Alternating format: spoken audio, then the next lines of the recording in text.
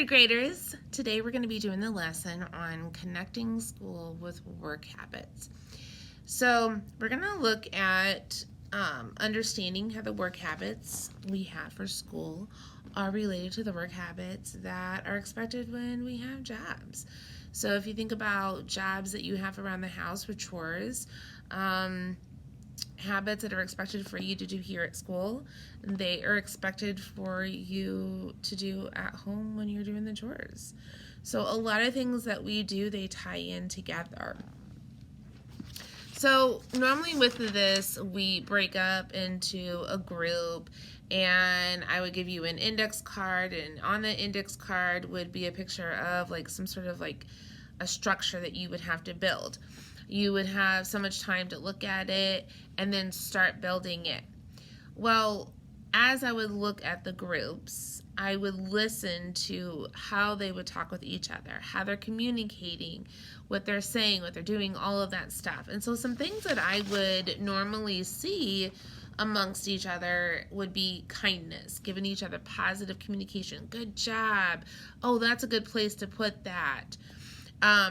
Perseverance, being very consistent and not wanting to give up. You want to continue to go and go and go until you achieve what it is that you're trying to achieve. Doing their best. So no matter what kind of like the best is for you, but just doing all that you can possibly do.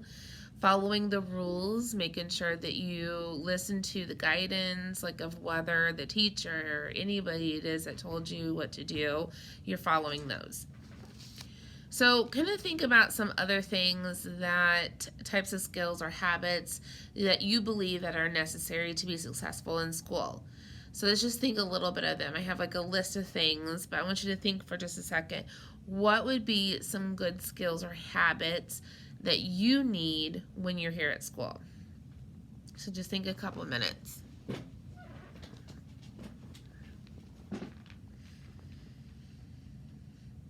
So some things here that I have would be doing your homework, coming to school on time every day, and that's whether you have to come here at school or you're getting on your iPad for e-learning on time, working with classmates, doing homework and turning it in on time, doing your best work, listening to directions, following the rules, checking your work, working neatly, keeping your space clean and organized. All of those are super, super important, because if you don't learn how to do those now, whether you're here at school or you're at home, how are you going to be able to achieve those when you're working and as an adult?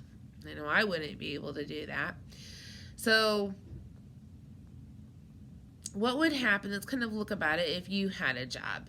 What would happen if you did not have these, or if you did have these skills?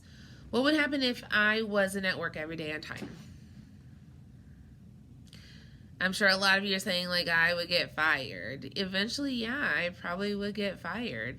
But I'm not showing my best. I'm not being responsible. I'm not following the rules because I'm supposed to be here at work at a certain time. And so I'm letting other people down that rely on me when I need to be here. What would happen if I didn't do what the principal told me to do?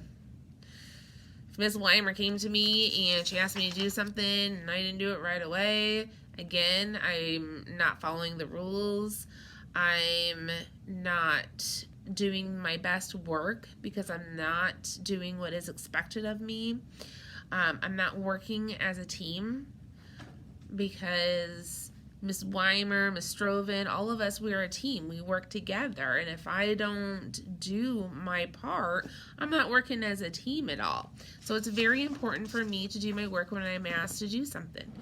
How would the other teachers feel about me if I was not kind to them when I worked with them?